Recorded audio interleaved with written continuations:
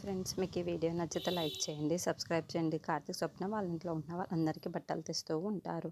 అది చూడగానే ఇంట్లో ఉన్న వాళ్ళందరూ చాలా సంతోషిస్తూ ఉంటారు. అవార్డ్ ఫంక్షన్ ఉంది కదా, అందుకే అందరు కొత్త బట్టలు వేసుకోవాలి కదా, అందుకే ఈ బట్టలు తీసుకొని వచ్చాము అని చెప్పేసి కాశీ అంటాడు. ఆ మాటలు వినగానే ఇంట్లో ఉన్న వాళ్ళందరూ చాలా సంతోషిస్తూ ఉంటారు. ఇంతలో అక్కడ ఉన్న కార్తీక్ మాత్రం మౌనంగా అలా చూస్తూ ఉంటాడు. అది చూడగానే అక్కడ ఉన్న వాళ్ళ అమ్మ మాత్రం, ఏంట్రా అలా ఉన్నావు, నీకు అవార్డు వస్తుందనే చాలా సంతోషంగా మేమందరం అయితే ఉన్నాము, నువ్వు మాత్రం ఎందుకు అలా ఉంటున్నావో అర్థం కావటం లేదు అని చెప్పేసి అంటూ ఉంటుంది. ఆ మాటలు వినగానే అక్కడున్న స్వప్న మాత్రం వాళ్ళ తాతయ్య గారు ఏదైనా అన్నారో ఏంటో అని చెప్పేసి అంటూ ఉంటుంది. ఇంతలో అక్కడున్న దీప మాత్రం, ఏంటి స్వప్న నువ్వు మాట్లాడుతుంది, వాళ్ళ తాతయ్య గారు తనని ఏమంటారు, నా మనోడు నాకంటే ఎక్కువ ఎత్తు స్థాయిలో వెళ్తున్నాడు, ఇంకా చాలా సంతోషిస్తాడే తప్ప తనని ఇంకేమీ అనడు అని చెప్పేసి అంటూ ఉంటుంది.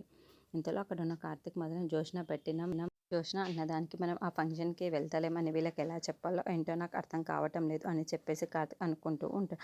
అక్కడికి శౌర్య వస్తూ ఉంటుంది. అది చూడగానే అక్కడ ఉన్న అందరు, ఏంటి అలా చూస్తున్నావు శౌర్య అని చెప్పేసి అడుగుతూ ఉంటాడు.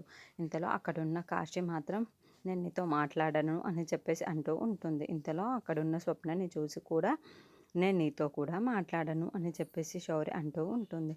ఆ మాటలు వినగానే అక్కడున్న వాళ్ళందరూ అయితే ఒక్కసారి షాక్ అయిపోతూ ఉంటారు. ఇంతలో అక్కడున్న వాళ్ళందరికీ రేపు అవార్డు ఫంక్షన్కి శౌర్య మాత్రం ఇంట్లో ఉన్న వాళ్ళందరికీ రేపు అవార్డు ఫంక్షన్ కోసం అన్ని బట్టలు తీసుకొని వచ్చారు, నాకు మాత్రం తీసుకొని రాలేరు కదా మీరు, అందుకే మీతో మాట్లాడను అని చెప్పేసి అంటుంది. ఆ మాటలు వినగానే అక్కడున్న కాశీ అయితే, అయ్యయ్యో ఈ విషయంలో అందరినీ గుర్తుపెట్టుకున్నాను కానీ నిన్ను మాత్రమే మర్చిపోయాను, ఐఎమ్ సారీ అని చెప్పేసి అంటాడు. ఇంతలో అక్కడున్న కార్తీక్ మాత్రం, ఈ ఈవెంట్ వల్ల వీళ్ళందరినీ కూడా ఇప్పుడు ఎలా ఒప్పించాలో నాకు అర్థం కావటం లేదు, ఇప్పుడు అక్కడికి వెళ్ళము అన్న విషయం ఎలా తెలియచేయాలి, వీళ్ళందరికీ చెప్తే ఏమనుకుంటారు అని చెప్పేసి అనుకుంటూ